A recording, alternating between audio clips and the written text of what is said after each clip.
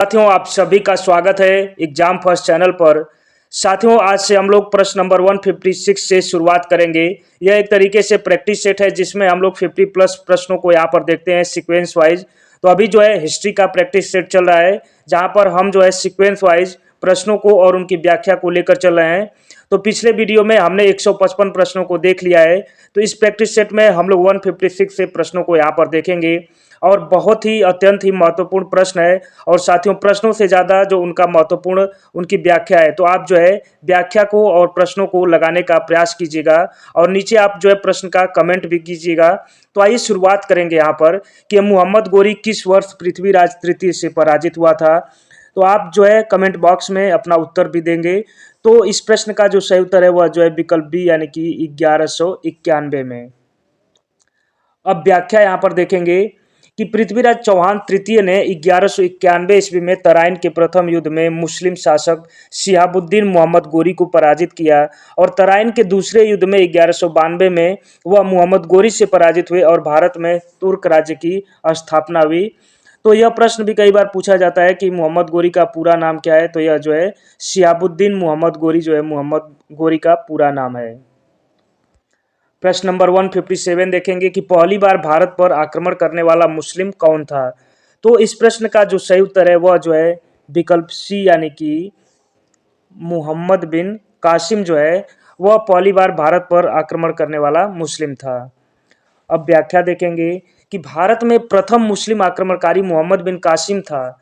711 ईस्वी में ओबैदुल्ला और बैदुल के नेतृत्व में सिंधु के क्षेत्रों पर अरब का पहला असफल आक्रमण हुआ था और अरबों ने 712 ईस्वी में 17 वर्षीय मोहम्मद बिन कासिम के नेतृत्व में राजा दाहिर को परास्त कर सिंध पर विजय पाई और भारत पर अरब आक्रमण के साक्ष्य जो है वह चचनामा और मीर मोहम्मद मासूम की पुस्तक तारीख सिंध या मासूम सिंध से प्राप्त होती है। तो इस फैक्ट्स को आप जो है साथियों याद करते हुए चलेंगे और हो सके तो हम आपसे उम्मीद करेंगे कि आप अपने साथ में एक नोट्स भी तैयार करते चलेंगे और वहाँ जो है उन फैक्ट्स को आप लिखते चलेंगे। तो आपका जो याद करने का जो क्षमता है वह भी बढ़ जाएगी और आपको जो फैक्ट्स हैं वह लंबे समय तक याद रहेंगे। अगला प्रश्न यहाँ पर देखेंगे, प्रश्न नंबर 158 की नालंदा प्राचीन शिक्षण एवं मठ का एक केंद्र कब नष्ट हो गया, यानी कब उसे नष्ट किया गया नालंदा विश्वविद्यालय को, जो पहले एक प्राचीन शिक्षण एवं मठ था। तो इस प्रश्न का जो सही उत्तर है वह दोस्तों विकल्प सी यानी कि 1200 ईस्वी में नालंदा को नष्ट कर दिया गया। तो ऐसा कैसे हुआ, आइए देखेंगे व्याख्या से कि नालंदा विश्वविद्यालय बिहार यानी कि मगध में स्थित महत्वपूर्ण बौद्ध शिक्षा का केंद्र था। नालंदा प्राचीन शिक्षण एवं मठ का एक केंद्र 1200 ईस्वी में नष्ट हुआ था। इसको 1197 ईस्वी में ऐबक के एक सेनापति बख्तियार खिलजी ने नष्ट कर दिया था। तो 1197 में जो कुतुबुद्दीन ऐबक था उसका एक सेनापति था बख्तियार खिलजी, उसी ने नालंदा विश्वविद्यालय को नष्ट कर दिया, यानी कि उसको जला दिया और उसमें बहुत सारे जो पुस्तकें थी उनको भी जला दिया गया था। प्रश्न नंबर 159 देखेंगे कि खिज्र खान दिल्ली का शासक था और निम्नलिखित में से किस राजवंश से संबंधित था। तो आप इस प्रश्न का कमेंट में उत्तर जरूर देंगे। तो इस प्रश्न का जो सही उत्तर है वह जो है विकल्प सी यानी कि सैयद राजवंश। अब व्याख्या देखेंगे कि दिल्ली का शासक खिज्र खान था जो सैयद वंश से संबंधित था और इसने 1414 ईस्वी में सैयद वंश की स्थापना की थी और यह दिल्ली सल्तनत का चौथा राजवंश था जिसने 4 शासक थे जिन्होंने 1414 से 1451 तक शासन किया और भारत से वापस जाते समय तैमूर ने खिज्र खान को मुल्तान के गवर्नर के रूप में नियुक्त किया था। दिल्ली सल्तनत के निम्नलिखित राजवंशों में से किसने सबसे कम अवधि तक शासन किया। तो इस तरह के भी प्रश्न आपसे पूछे जाते हैं जो आपकी डीप लर्निंग के बारे में पता करते हैं कि आपको जो सन है यानी कि जो ईयर है वो आपको याद है कि नहीं। तो आइए देखते हैं इस प्रश्न का जो सही उत्तर है वह जो है दोस्तों विकल्प ए यानी कि खिलजी जो वंश है उसने सबसे कम अवधि तक शासन किया, यानी कि उनका जो टाइम पीरियड था वह काफ़ी कम था। दिल्ली सल्तनत के राजवंशों में से सबसे कम अवधि तक खिलजी राजवंश ने शासन किया। खिलजी वंश ने दिल्ली की सत्ता पर 1290 से 1320 ईस्वी तक शासन किया और जलालुद्दीन फिरोज खिलजी खिलजी वंश के संस्थापक थे। तो यहाँ पर यह फैक्ट देखेंगे कि खिलजी वंश का संस्थापक कौन था, तो जलालुद्दीन फिरोज खिलजी। और दिल्ली के खिलजी सुल्तानों में अलाउद्दीन खिलजी यानी कि 1296 से 1316 ईस्वी सबसे प्रसिद्ध और योग्य शासक था और इसने सिकंदर ए शानी की उपाधि धारण की थी। तो अगर आपसे अलाउद्दीन खिलजी का जो टाइम पीरियड है वह पूछा जाए तो यह जो है 1296 से 1316 ईस्वी यानी कि मात्र 20 वर्षों तक अलाउद्दीन खिलजी ने खिलजी वंश में शासन किया था। निम्नलिखित में से दिल्ली का पहला सुल्तान कौन था? तो इस प्रश्न का जो सही उत्तर है वह जो है विकल्प बी यानी कि दिल्ली का जो पहला सुल्तान है वह कुतुबुद्दीन ऐबक था। दिल्ली का पहला सुल्तान कुतुबुद्दीन ऐबक था। मोहम्मद गोरी का गुलाम कुतुबुद्दीन ऐबक ने 1206 ईस्वी में गुलाम वंश की नींव रखी थी। तो यह प्रश्न भी डायरेक्ट आपसे पूछा जाता है कि गुलाम वंश की नींव किसने रखी थी? तो वह जो है कुतुबुद्दीन ऐबक के द्वारा 1206 ईस्वी में। और ऐबक का साम्राज्य पूरे उत्तर भारत में फैला था। इसने लाहौर को अपनी राजधानी बनाई। और कुतुब मीनार की नींव किसने डाली? तो वह जो है कुतुबुद्दीन ऐबक के द्वारा कुतुब मीनार की नींव डाली गई। प्रश्न नंबर 162 देखेंगे कि कुतुबुद्दीन ऐबक किस राजवंश का संस्थापक था? तो हमने अभी ऊपर ही देखा, तो आप इस प्रश्न का कमेंट करेंगे और इस प्रश्न का जो सही उत्तर है वह जो है विकल्प सी यानी कि गुलाम वंश। गुलाम वंश की स्थापना 1206 ईस्वी में कुतुबुद्दीन ऐबक ने किया था। वह गोरी का गुलाम था। इसे लाख बख्श भी कहा जाता था। कुतुबुद्दीन ऐबक ने अपनी राजधानी लाहौर को बनाई थी और कुतुब मीनार की नींव जो है कुतुबुद्दीन ऐबक ने ही डाली थी। तो जो भी साथी लेखपाल की तैयारी कर रहे हैं, अभी बहुत सारी भर्तियां जो है आई हैं। लेखपाल की जो मुख्य भर्ती है, होमगार्ड का एग्जाम होने वाला है, यूपी पुलिस का एग्जाम आने वाला है। तो कोई भी साथी ऐसा न समझे कि यह प्रश्न उनके लिए नहीं है। साथियों, थंबनेल पर इस तरह से बनाकर और जो है लोगों को गुमराह करना, यह जो है गलत बात है। आप एक ही वीडियो, अगर आप सभी साथी जो भी जिस भी परीक्षा का आप तैयारी कर रहे हैं, अगर आप लेखपाल की तैयारी कर रहे हैं, होमगार्ड का भी फॉर्म भरा है, आप जो है यूपी पुलिस की भी तैयारी कर रहे हैं, या आने वाली जो भी वैकेंसियां हैं जिसमें जीएस आपसे पूछा जाएगा, तो यह किसी के लिए बांटा हुआ नहीं है, यह सभी के लिए समान इंपॉर्टेंट है। और यहाँ पर जो आपको व्याख्या सहित प्रश्नों को बताया जा रहा है, ऐसा आप देखते होंगे कि ऐसा आपको किसी चैनल पर नहीं बताया जाता है, क्योंकि लोग जबानी जो है बोलते हैं, तो वहाँ पर फैक्ट्स जो है कई बार इस तरह की संभावना होती है कि वहाँ पर आपको फैक्ट्स जो है मिसलीड हो जाएं, परंतु यहाँ पर आपको जो है पूरा लिखित फॉर्मेट में फैक्ट्स को बताया जा रहा है, तो आप साथ में नोट करते हुए चलेंगे। तो आप चाहे कोई भी एग्जाम देने जाए, चाहे लेखपाल का परीक्षा देने जाए, चाहे होमगार्ड का देने जाए, यूपी पुलिस देने जाए, जहाँ पर आपको जीएस से प्रश्न पूछे जाएंगे, वहाँ पर निस्संदेह जो है इस प्रेजेंटेशन से या इन क्वेश्चन से आपको जरूर सहायता मिलेगी। तो यहाँ पर कुतुबुद्दीन ऐबक कुतुब मीनार की नींव डाली थी। और अब अगला प्रश्न देखेंगे कि लौ और रक्त की नीति किसने अपनाई थी? तो यह प्रश्न बहुत ही इंपॉर्टेंट है। शायद ही ऐसा कोई परीक्षा हो जिसमें यह प्रश्न पूछा नहीं जाता है। तो लौ और रक्त की जो नीति है वह बलबन के द्वारा अपनाई गई थी। तो यहाँ पर व्याख्या देखेंगे कि लौ और रक्त की नीति अर्थात कठोर नीति गुलाम वंशीय शासक बलबन यानी कि बलबन का जो कार्यकाल था वह 1266 से 1287 ईस्वी ने अपनाई थी। और बलबन ने विद्रोहियों को कमजोर करने तथा मंगोल आक्रमण से रक्षा करने के लिए यह नीति अपनाई थी। अब अगला प्रश्न देखेंगे कि किसके शासनकाल में इब्न बतूता भारत आया था? तो यह प्रश्न बहुत ही महत्वपूर्ण है साथियों। और यह जो है विकल्प बी यानी कि मोहम्मद बिन तुगलक के कार्यकाल में जो है इब्न बतूता भारत आया था। अब व्याख्या देखेंगे कि इब्न बतूता 1333 ईस्वी में मोहम्मद बिन तुगलक के काल में भारत आया था। वह मोरक्को यानी कि अफ्रीका का निवासी था। इसका मूल नाम शेख फतह अबू अब्दुल्ला या अब्दुल्ला मोहम्मद बिन बत्ता था और मोहम्मद बिन तुगलक ने उसे दिल्ली का काजी नियुक्त किया था। 1342 ईस्वी में मोहम्मद तुगलक अपना राजदूत बनाकर चीन भेजा था और इसने अपना यात्रा वृतांत को रेहला नामक ग्रंथ में लिपिबद्ध किया है। तो यह प्रश्न भी कई बार पूछा जाता है कि रेहला जो है किसने लिखा है? तो यह जो है इब्न बतूता के द्वारा लिखा गया है। प्रश्न नंबर 165 देखेंगे कि भारत पर तैमूर ने किस वर्ष आक्रमण किया था? तो यह प्रश्न भी अपने आप में बहुत ही महत्वपूर्ण प्रश्न है और इस प्रश्न का आप उत्तर देंगे कमेंट बॉक्स में। तो इस प्रश्न का जो सही उत्तर है वह जो है विकल्प डी यानी कि 1398 में। तुगलक वंश के अंतिम शासक यानी कि नसीरुद्दीन मुहम्मद, जिनका कार्यकाल 1394 से 1412 ईस्वी के शासनकाल में 1398 ईस्वी में समरकंद के शासक तैमूर ने भारत पर आक्रमण किया था। तो हम यह कह सकते हैं कि जब तैमूर ने आक्रमण किया था तो उस समय तुगलक वंश का अंतिम शासक नसीरुद्दीन मुहम्मद का भारत पर शासन चल रहा था और 1398 ईस्वी में भारत पर तैमूर ने आक्रमण किया था। अब अगला प्रश्न देखेंगे कि किस शासक ने भारत में एक तुगलक वंश की नींव रखी थी? तो इस प्रश्न का जो सही उत्तर है वह जो है विकल्प बी यानी कि गयासुद्दीन तुगलक ने।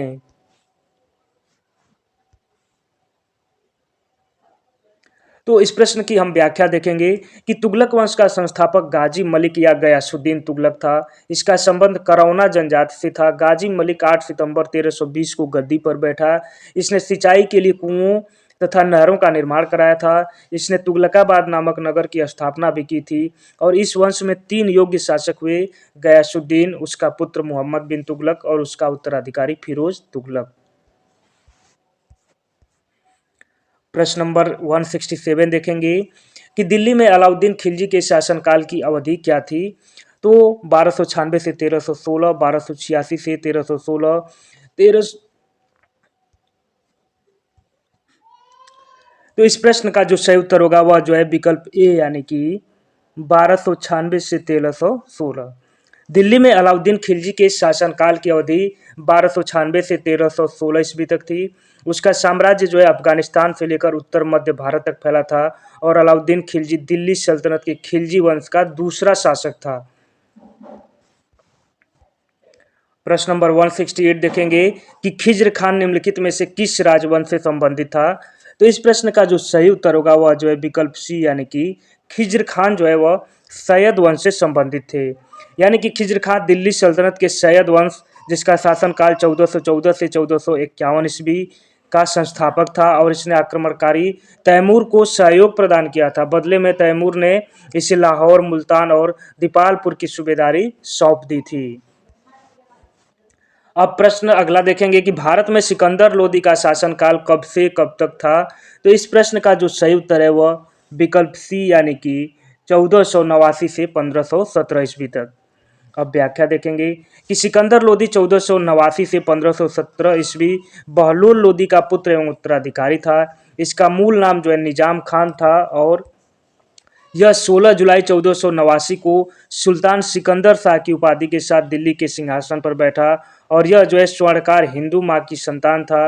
और सबसे महत्वपूर्ण फैक्ट जो परीक्षाओं में अनगिनतों बार पूछा गया है कि सिकंदर लोदी ने आगरा नगर की स्थापना 1504 ईस्वी में की थी। अब साथियों प्रश्न नंबर 170 देखेंगे कि विजयनगर साम्राज्य का संस्थापक कौन था और इसकी स्थापना कब हुई थी। तो इस प्रश्न का जो सही उत्तर है वह जो है विकल्प डी यानी कि हरिहर एवं बुक्का 1336 ईस्वी में। तो व्याख्या देखेंगे कि विजयनगर साम्राज्य की स्थापना 1336 ईस्वी में हरिहर एवं बुक्का नामक 2 भाइयों ने की थी और विजयनगर साम्राज्य की राजधानी हम्पी तुंगभद्रा नदी के दक्षिणी तट पर स्थित थी। तो इस विकल्प में आप सी देखेंगे तो बुक्का तो लिखा हुआ है परंतु जो ईयर है वह गलत लिखा हुआ है, इसलिए हम व्याख्या में हमने आपको बताया कि विजयनगर साम्राज्य की स्थापना 1336 ईस्वी में हरिहर एवं बुक्का नामक 2 बंधुओं ने की थी। विजयनगर की प्रचलित परंपराओं के अनुसार विजयनगर के शासकों को क्या कहा जाता था। तो इस प्रश्न का जो सही उत्तर होगा वह जो है विकल्प डी यानी कि उनको नरपति कहा जाता था। विजयनगर की प्रचलित परंपराओं के अनुसार विजयनगर के शासकों को नरपति यानी कि लोगों का स्वामी कहा जाता था। तुलु राजवंश की स्थापना किसने की थी। तो इस प्रश्न का जो सही उत्तर होगा वह जो है विकल्प डी यानी कि तुलु राजवंश की स्थापना जो है वह वीर नरसिंह ने की थी। अब पूरा व्याख्या देखेंगे।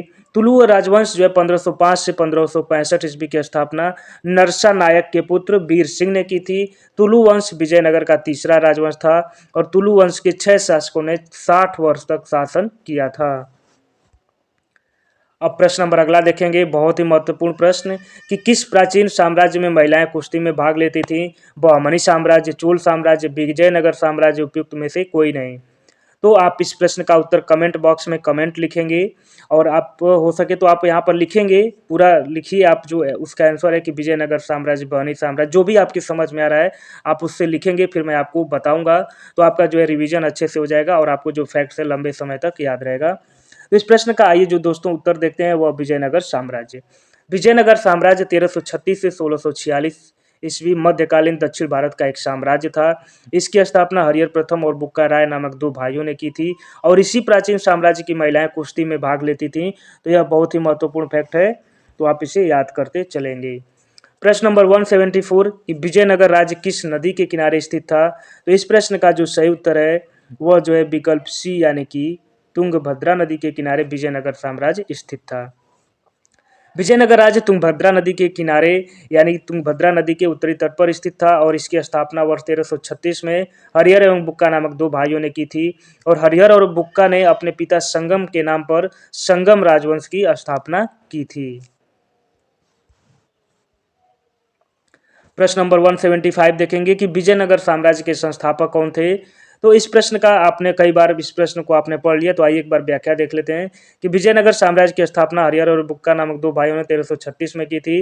वर्तमान में विजयनगर का नाम हम्पी यानी कि हस्तिनावती है और विजयनगर साम्राज्य में निम्न राजवंशों ने शासन किया। तो साथियों, इस प्रश्न को मेरा कई बार लेने का यही उद्देश्य था कि मैं आपको यह बता सकूं कि संगम राजवंश में कितने जो है शासन वंशों का शासन चला। तो आइए यहाँ पर इसको देख लेते हैं कि पहला जो है संगम वंश, उसके बाद सालू वंश, उसके बाद तुलु वंश और लास्ट में अराविड वंश जो है यह वहाँ पर विजयनगर में शासन किया। तो इस तरह से कई बार यह प्रश्न पूछ लिया जाता है कि पहले कौन सा वंश आया था। तो आप इसे एक ट्रिक से याद कर सकते हैं कि SSTA यानी कि संगम, सुलु, तुलु और अराविडु वंश। यह परीक्षाओं में कई बार पूछा गया है, इसीलिए मैंने इसको शामिल किया था। यहाँ पर मैंने उन्हीं प्रश्नों को शामिल किया है जिन प्रश्नों का कई बार परीक्षाओं में पूछा गया है या जिन प्रश्नों का परीक्षाओं में पूछे जाने की संभावना है। तो अब अगला प्रश्न देखेंगे कि मध्य भारत में सतनामी आंदोलन की स्थापना किसने की थी। तो अब यह भक्ति काल से प्रश्न है, तो आप यहाँ पर इन प्रश्नों का भी उत्तर देंगे। तो इस प्रश्न का जो सही उत्तर है वह जो है विकल्प सी यानी कि घासीदास ने। मध्य भारत में सतनामी आंदोलन की स्थापना 19वीं शताब्दी के प्रारंभ में छत्तीसगढ़ क्षेत्र में संत घासीदास द्वारा की गई थी और संत घासीदास ने नैतिक और आहार संयम और सामाजिक समानता का उपदेश दिया और अपनी शिक्षाओं के प्रचार के लिए निर्वाण ज्ञान की रचना करी थी।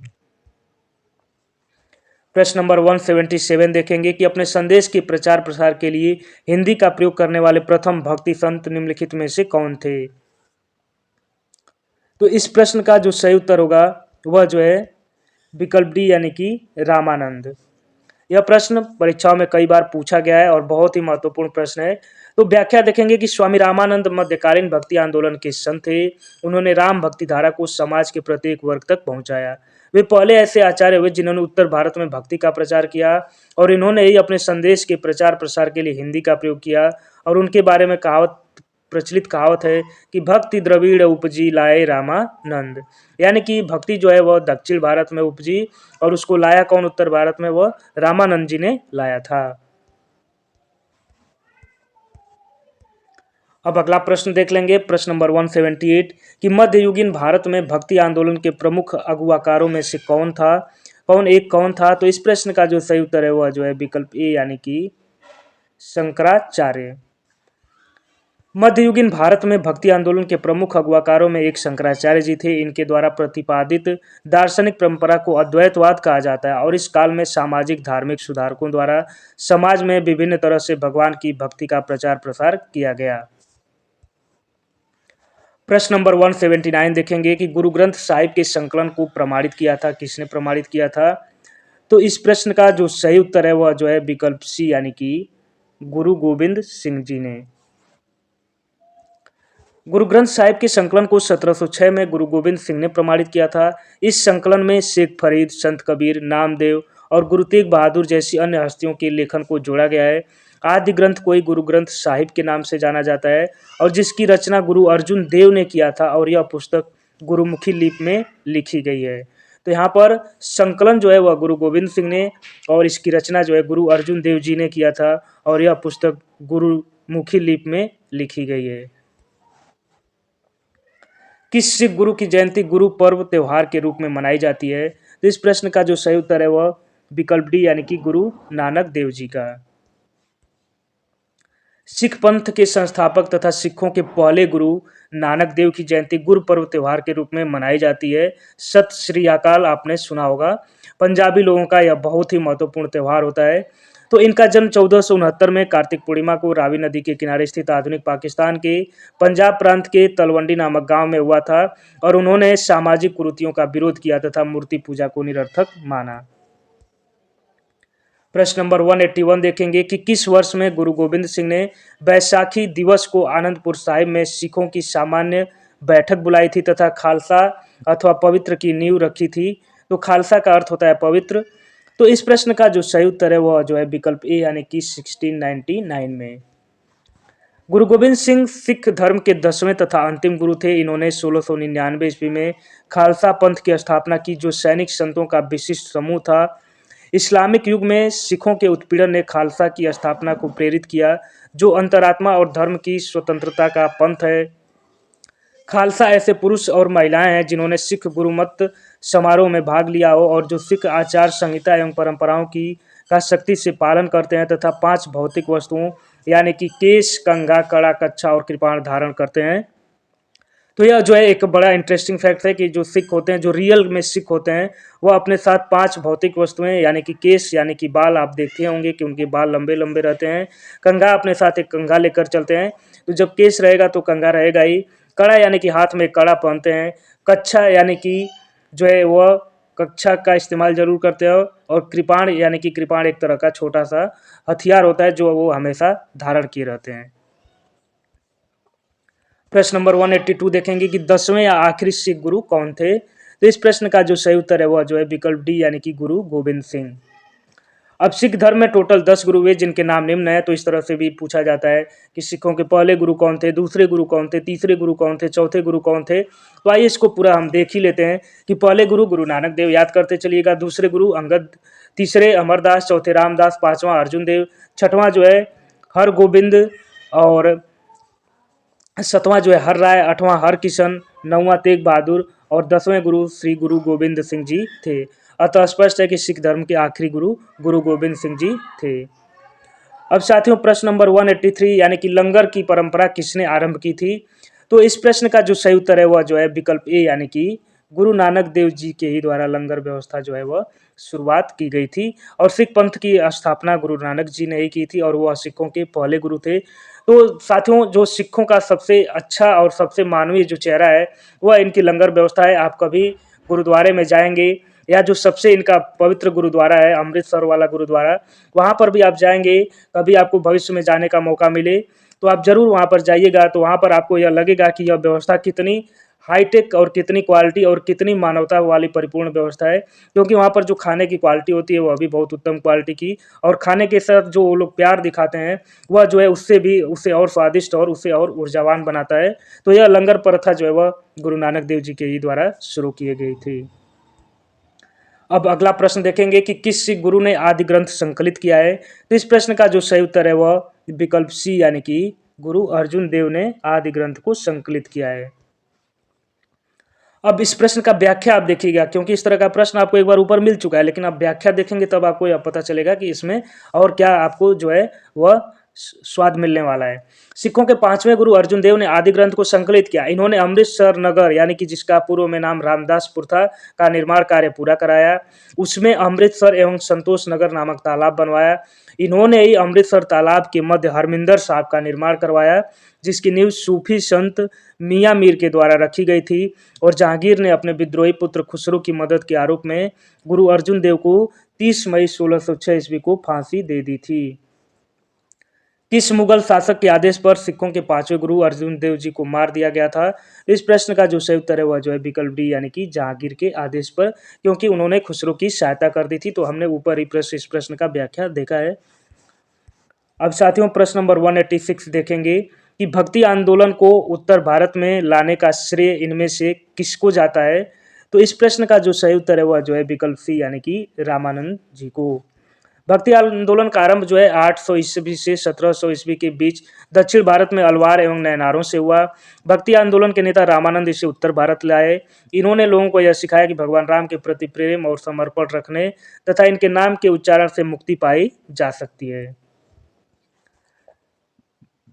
प्रश्न नंबर 187 देखेंगे कि इनमें से कौन सा विकल्प सही ढंग से मेल नहीं खाता है।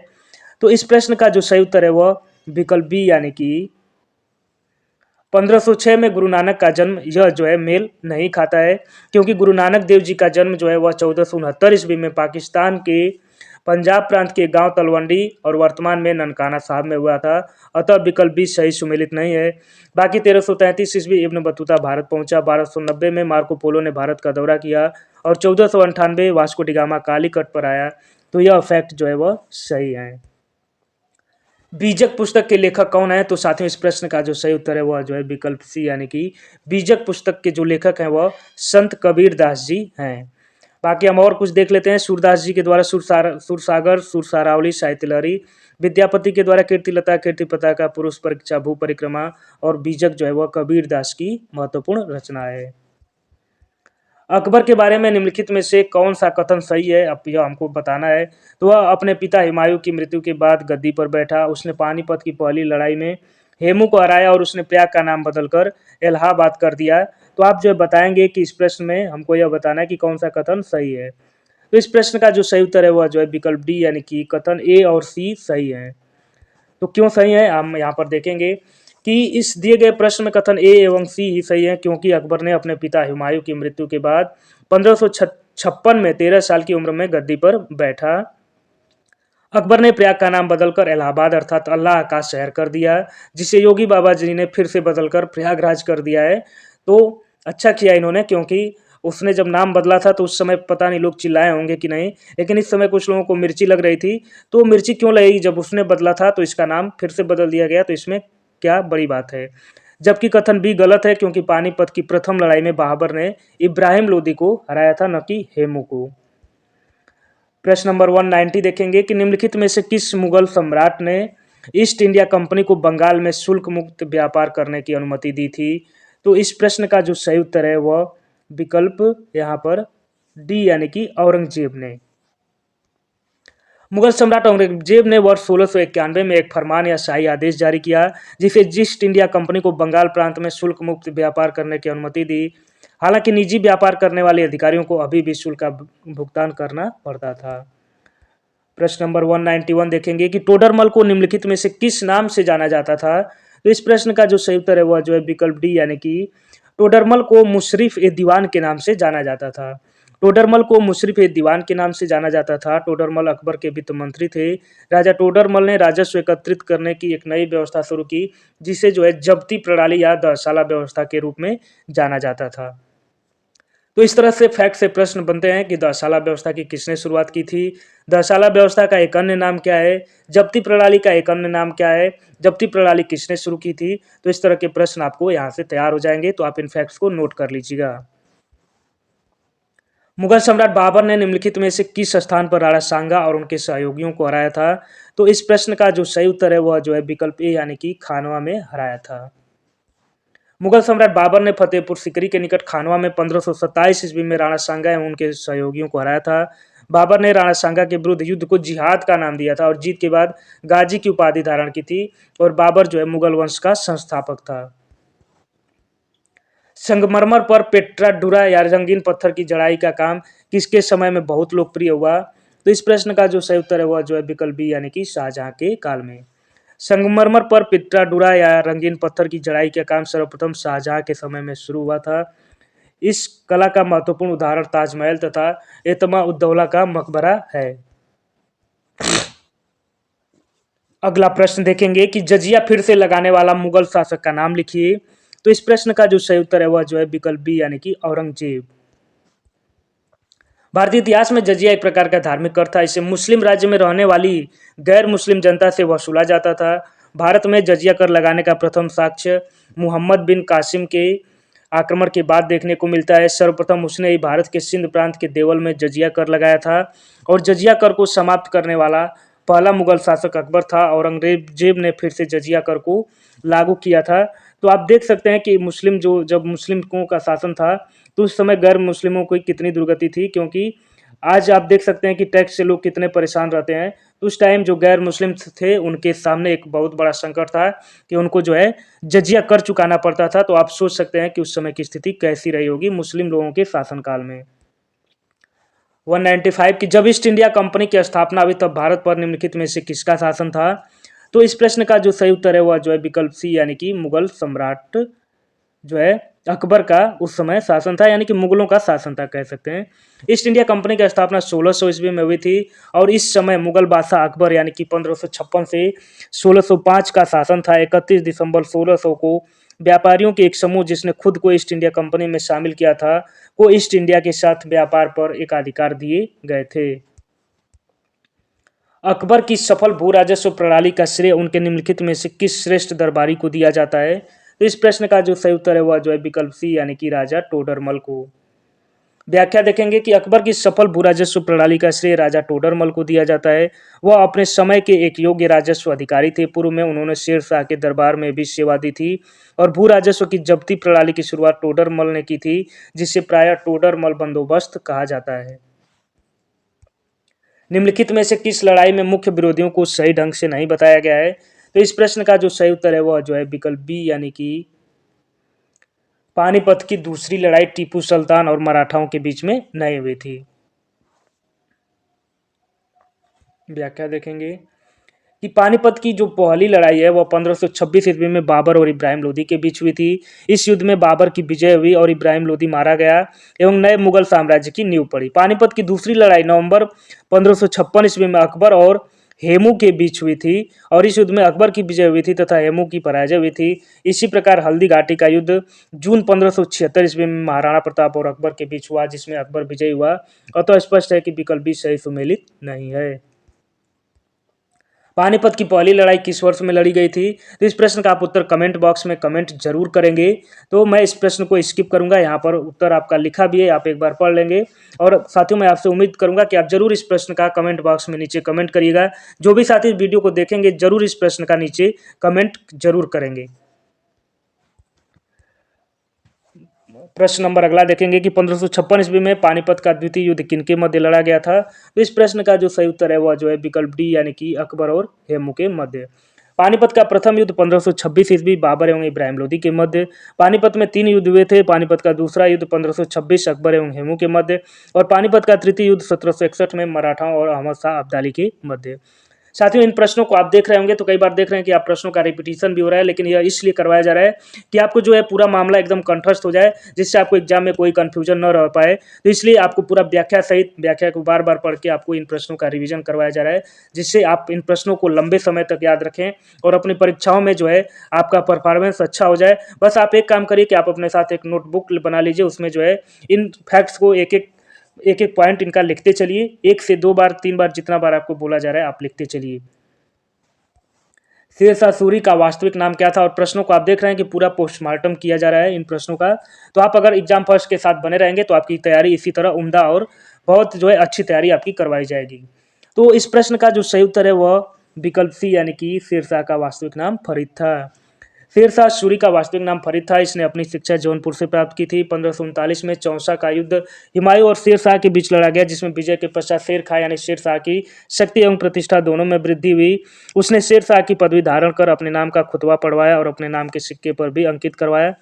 1540 में कन्नौज या बिलग्राम के युद्ध में भी हुमायूं पराजित हुआ और कालिंजर विजय यानी 1545 के दौरान बारूद में आग लगने से शेर शाह घायल हो गया और 22 मई 1545 ईस्वी को उसकी मृत्यु हो गई। और शेर शाह का मकबरा बिहार के सासाराम में स्थित है। अत्यंत महत्वपूर्ण फैक्ट आप इसे जरूर से जरूर नोट करेंगे कि शेर शाह का मकबरा कहाँ पर है, तो यह बिहार के सासाराम में स्थित है। निम्न में से किस शासक की मृत्यु उसके पुस्तकालय की सीढ़ियों से गिरकर हुई थी?